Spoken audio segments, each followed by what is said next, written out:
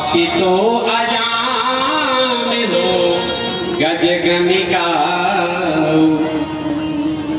भय मुकुट हरि नाम प्रभा। ऐसे गणिका को, ऐसे वेश्या को भी भगवान उद्धार करते हैं। और यह तो बिल्कुल जान लिया जाए, यह तो बिल्कुल जान लिया जाए कि गणिका से, वेश्या से उद्धार तो भगवान करते ही हैं, लेकिन भगवान को भी लाने में वेश्याओं का सबसे बड़ा हाथ रहा। भगवान राम को लाने में, भगवान राम को लाने में उस वेश्या का सबसे बड़ा हाथ रहा है। आप लोग कथा जानते होंगे तो ठीक है, नहीं जानते होंगे तो इसी अंग प्रदेश की कथा है।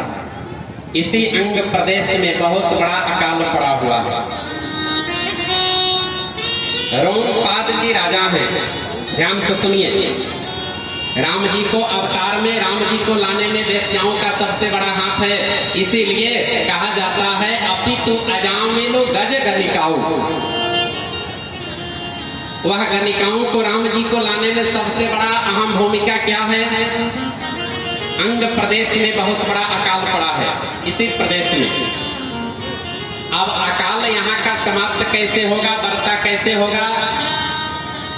प्रजा में त्राही त्राही है। रोमपाद जी राजा के यहाँ जाकर सभी प्रजा लोगों ने विचार दिया कि महाराज आपके प्रदेश में अकाल पड़ा है, आपके यहाँ के प्रजा खुशहाल कैसे रहेंगे? रोमपाद जी ने अपने गुरु जी को बुलाया, गुरु जी से विचार किया, गुरु जी बताओ मेरे अंग प्रदेश की जो राजधानी है, यह अंग प्रदेश में खुशहाली कैसे होगा? तो वहां गुरु जी ने कहा महाराज यह अंग प्रदेश में खुशहाली तभी होगा जब विभांडक ऋषि के पुत्र हैं श्रृंगी ऋषि। ध्यान से सुनिए, विभांडक ऋषि के पुत्र हैं श्रृंगी ऋषि, और जब तक श्रृंगी ऋषि जी आपके इस राज्य में नहीं आएंगे तब तक आपके राज्य में वर्षा बिल्कुल नहीं होगी। और श्रृंगी ऋषि जी के चरण पड़ते ही आपके राज्य में वर्षा होना शुरू हो जाएगा। अब बोले श्रृंगी ऋषि जी आएंगे कैसे? श्रृंगी ऋषि जी जीवन में कभी स्त्री को देखा ही नहीं, विभांडक ऋषि के पुत्र है, आश्रम से कभी बाहर गए ही नहीं, स्त्री को जीवन में कभी श्रृंगी ऋषि जी ने देखा ही नहीं था। रोमपाद जी ने कहा वह तपस्वी, वह ऋषि श्रृंगी ऋषि जी मेरे अंग प्रदेश में आएंगे कैसे? बोले उनको लाने के लिए उपाय एक ही है कि आप गाने वाली, नाचने वाली को तैयार कीजिए। वह नाचने वाली, गाने वाली गंधर्व विद्या से, सामवेद से प्रसन्न करके श्रृंगी ऋषि जी को आपके यहाँ ला सकते। कथा आती है, कथा आती है वही गणिका, जिसको गणिका कहा जाता है, वही गणिका, वही वेश्या लोग तैयार होती है और तैयार होकर नदी के, अजय नदी के पावन तट पर पहुंचती है। और वहां पर सामवेद की जब ध्वनि किया, श्रृंगी ऋषि के पिताजी विभांडक ऋषि जी ऋषियों के सम्मेलन में गए थे। आश्रम में केवल श्रृंगी ऋषि जी हैं। अब जैसे ही आश्रम के किनारे जो नदी बह रही है, वहां पर वेश्याओं ने जाकर जो नृत्य किया, समदर्शी है नाम तिहारो, चाहो तो पार करो, प्रभु जी मेरो अवगुण चितन धरो।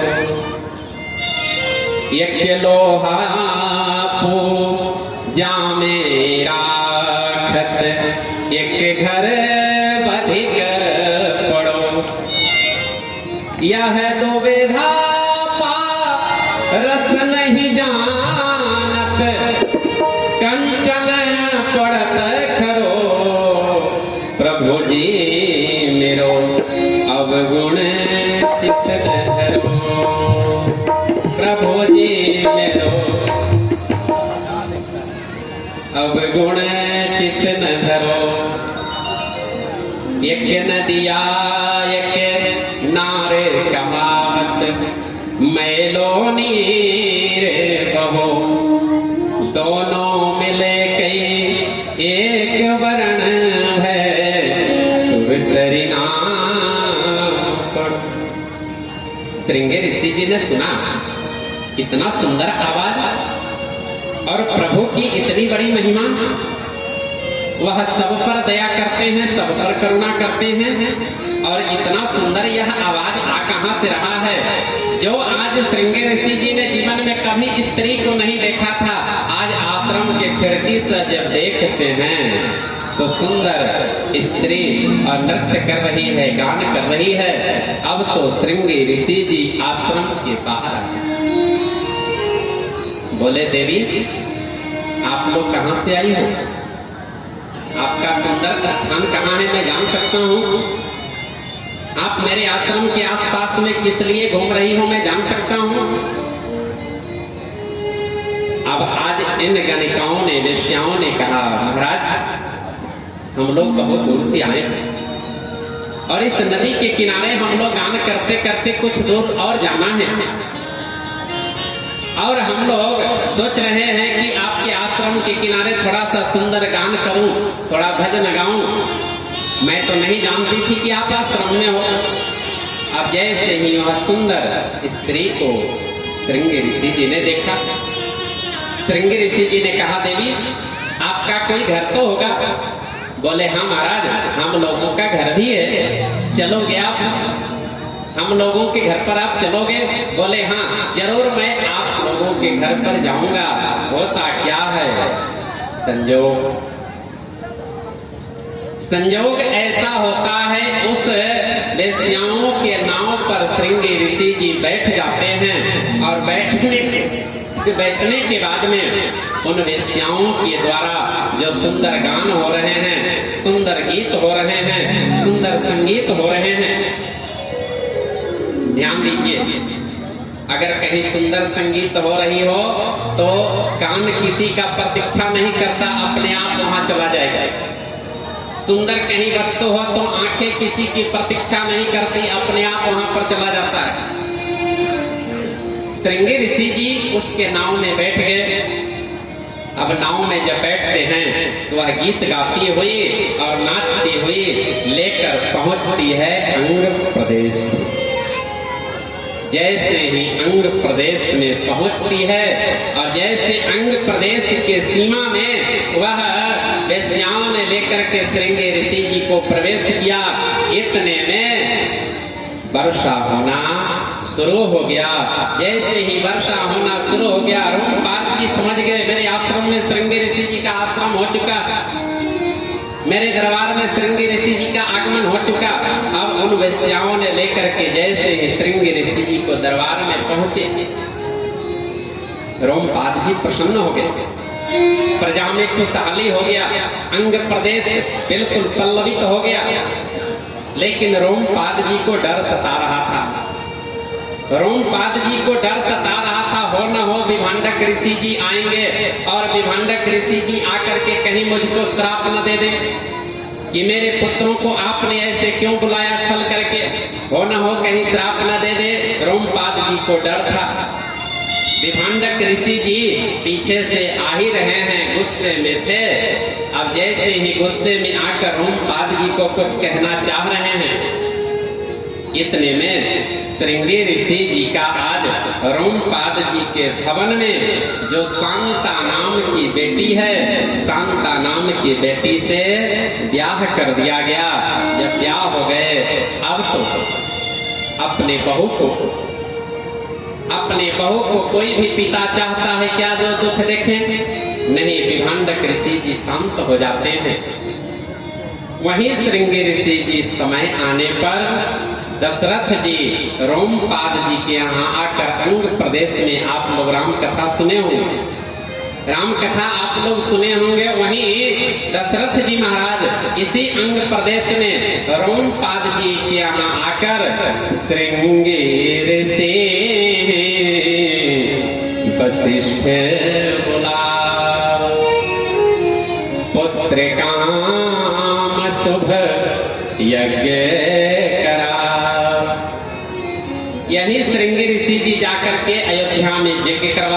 हैं इस यज्ञ के परिणाम स्वरूप राम जी का अवतरण हुआ है।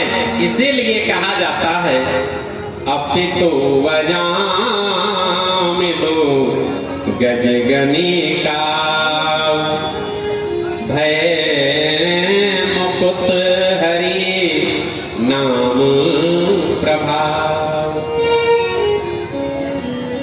आज भगवान नारायण कृष्ण रूप में आए हैं, गोपियों को बहुत बहुत स्नेह दिया, बहुत बहुत प्यार दिया, बहुत बहुत प्रेम दिया और गोपियों के प्रेम में कन्हैया बिल्कुल प्रेम में बंध करके जैसे ही गोपी चाहती है वैसे कन्हैया उनके प्रेम में हो जाते हैं। गोपी मतलब भक्त चाहे तो भगवान को जैसे चाहे वैसे रख सकता है। तो हम सभी लोग जो सत्संग सुन रहे हैं, प्रवचन सुन रहे हैं, इसका मूल उद्देश्य यही होना चाहिए कि हरि व्यापक सर्वत्र समाना, प्रेम से प्रकट हो मई जाना। कोई भी कार्य हो प्रेम से होना चाहिए और जो काम प्रेम से होता है उसमें ईश्वर की सत्ता होती है, ईश्वर का उसमें भाव होता है। तो यह शिव शक्ति महारुद्र यज्ञ, शिव शक्ति महारुद्र यज्ञ विक्रमपुर की पावन धरती पर हो रहा है। आप सब लोगों का सहयोग है। आज महायज्ञ का 9वां दिवस, सत्संग का 8वां दिवस अब पूर्णाहुति की ओर जा रही है। यह यज्ञ अब पूर्णाहुति की ओर जा रही है। अब बस मात्र 11 दिवसीय यह यज्ञ 28 तारीख तक कार्यक्रम है। आप लोग पूरा सहयोग से तन मन धन से इसमें आकर यज्ञ को पूर्ण करें और हमारे महायज्ञ सेवा समिति के जितने भी व्यवस्थापक हैं आपकी सेवा में लगे हैं, इनके लिए भी बहुत बहुत मंगल कामना आप सब लोग हम सब लोग करेंगे। और जो अभी तक अपना सहयोग राशि नहीं प्रदान किए हैं, भगवान शिव के यज्ञ में जो अभी तक अपना सहयोग न दे करके रसीद नहीं प्राप्त किया हो, वह महायज्ञ सेवा समिति के व्यवस्थापक से जरूर चंदा दे करके सहयोग देकर आप जरूर रसीद प्राप्त कर लेंगे। इसलिए कि भगवान शिव का यज्ञ है और इसमें आप सहयोग करेंगे, आपके भी यज्ञ को भगवान शिव वहाँ उपस्थित होकर रह करके आपका हमारा भी यज्ञ को सफल करेंगे। तो आइए, अब यह सत्संग का समय हो चुका है। थोड़ी देर के बाद में भगवान राम की लीला होगी, उसका आप सब लोग आनंद लेंगे। अब भागवत जी की आरती होगी। आप सभी लोग अपने अपने स्थान से खड़े हो जाएं और खड़े होकर के भागवत जी की आरती लें। आरती के बाद फिर आराम से आप सभी लोग बैठेंगे और भगवान राम की लीला का आनंद लेंगे। बोलिए राजा रामचंद्र भगवान की, बोलिए राजा रामचंद्र भगवान की जय। आ जाइए, आकर आरती कर लीजिए।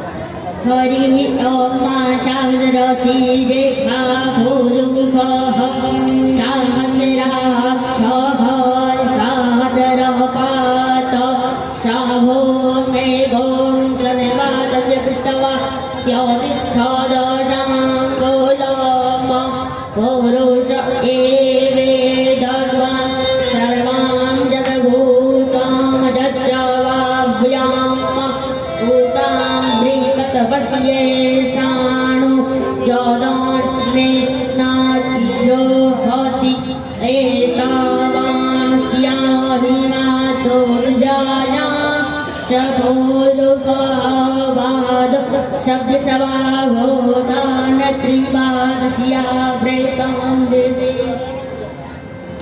त्रिपादोर्धव उदैत्पुरुषपादोषेण भवद्गुणः ततो विभवं व्यघरामतसा साणानशने अभि चन्द्रमा मनसो जातकर्वचो सौरजो अजायत श्रोत्र द्वायुश्च प्राणश्च मुखः तगणिनिरजायत श्रीभागवत भगवान की आरती पापियों को पाप से तारती श्रीभागवत भगवान की आरती पापियों को पाप से तारती जय अमर क्रांति जय मुक्ति पावनी पंचम वेद निराला नव ज्योति जगाने वाला जय अमर ग्रंथ जय मूर्ति पवते पंचम वेद निराला नव ज्योति जगाने वाला हरि नाम नहीं हरि ध्यान नहीं हरि नाम नहीं हरि ध्यान नहीं जग के मंगल की आरती पापियों को पाप से तारती श्री भागवत भगवान की आरती पापियों को पाप से तारती शांति नेत्र पावन पुनीत पापों मिटाने वाला हरि दर्श कराने वाला ये शांति गीत पावन पुनीत पापों मिटाने वाला हर दर्श कराने वाला ये सुख करनी ये दुख हरणी ये सुख करनी दुख हरनी श्री मधुसूदन की आरती पापियों को पाप से तारती श्री भागवत भगवान की है आरती पापियों को पाप से तारती ये मधुर बोल पर पंख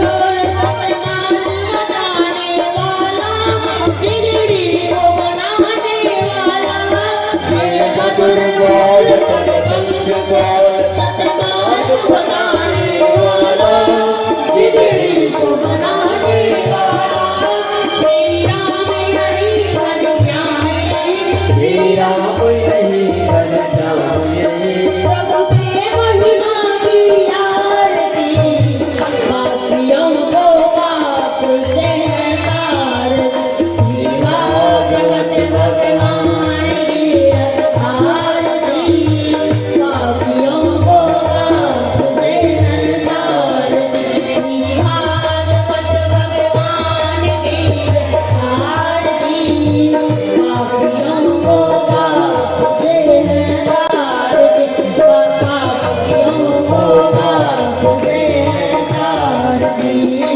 पापियों को पाप से तारती पापियों को पाप से तारती बोलिए भागवत भगवान की जय मंदार मधुसूदन भगवान की जय शक्ति महारुद्र यज्ञ की हर हर महादेव। आप सभी लोग बैठ जाएं, 2 बार हरि नाम का स्मरण। सभी लोग प्रेम से बैठ जाएं। बहुत खुशी की बात है। इस महायज्ञ में हमारे अधिक से अधिक संख्या में मीडिया कर्मी लोग सेवा दे रहे हैं।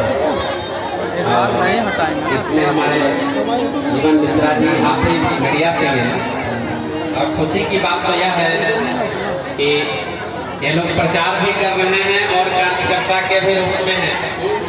बहुत खुशी की बात है। दिन रात वो सेवा भी दे रहे हैं और अपने चैनल के माध्यम से दूर दूर तक पहुंचा भी रहे हैं। हमारे अजय जी और मास्टर साहब पत्थरगांवा है ना, पत्थरगांवा से आए, यहाँ सेवा दिए बहुत दिन से। ये हमारे अंग एक्सप्रेस विकास जी और इनका क्या नाम है आदित्य जी, सब लोगों ने यहाँ पर चैनल के माध्यम से अपने अपने चैनल के द्वारा हम सब लोगों को बहुत दूर दूर तक ये लोग पहुँचा रहे हैं। आज विक्रमपुर की पावन धरती पर बहुत आसपास से बहुत दूर दूर से लोग आए हैं और हम सब का संदेश, हम सब का स्वरूप, हम सब का चेहरा बहुत दूर दूर तक जा रहा है। और ये जाने के लिए, पहुंचाने के लिए इन लोगों ने बहुत परिश्रम किया और बहुत परिश्रम कर रहे हैं दिन रात एक करके। इसके लिए हम लोग बहुत बहुत भगवान से प्रार्थना करेंगे, इन लोगों के लिए बहुत बहुत भगवान से आशीर्वाद। इसलिए ये आध्यात्मिक ऊर्जा को जन जन तक पहुंचाने का काम जो ये लोग कर रहे हैं बहुत सुंदर बात है। जो नहीं आ पा रहे हैं वो भी देख रहे हैं मीडिया चैनल के माध्यम से, जो नहीं पहुंच पा रहे हैं किसी कारणवश वो भी सब लोग अपना फेसबुक, व्हाट्सएप चैनल के माध्यम से देख रहे हैं। वो बहुत खुशी की बात है। वो बहुत बहुत धन्यवाद। इनके लिए भी एक बार जोर से बोलिए श्यावर रामचंद्र की जय। हर हर महादेव। समझ लिया जाए कि सतयुग, त्रेता, द्वापर, सतयुग में नारद जी, त्रेता में नारद जी, द्वापर में नारद जी और कलयुग में प्रधान संपादक के रूप में हमारे मीडिया कर्मी हैं। सतयुग में भी नारद जी मीडिया कर्मी का काम करते थे, पक्ष और विपक्ष दोनों का संदेश पहुंचाना है। त्रेता में भी पक्ष विपक्ष दोनों के यहाँ जाते थे और वीणा के तार पर उसे इतना सुंदर वीणा है, बहुत सुंदर उनका प्रेस मशीन है जहाँ बटन दबा सबका रिपोर्ट आ गया। द्वापर में भी और कलयुग में समझ लिया जाए आप लोग पूरे भगवान के भक्त, सब जगह संदेश पहुंचाना बहुत खुशी की बात है। तो आइए चलते चलते अब 2 बार हरि नाम का स्मरण हो जाए। बोलिए राजा रामचंद्र भगवान की, बोलिए राजा रामचंद्र भगवान की।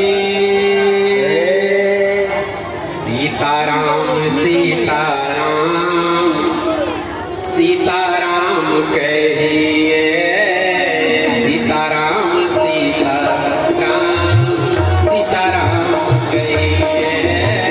सीताराम सीताराम सीताराम गाइए सब गाइए। सीताराम सीताराम सीताराम कहिए।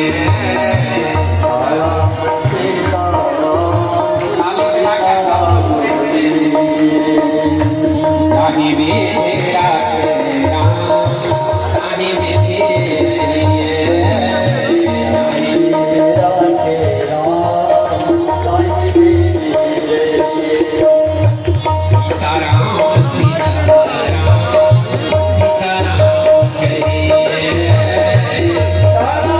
सीताराम सीताराम सीताराम कहिए। मुख में हो राम राम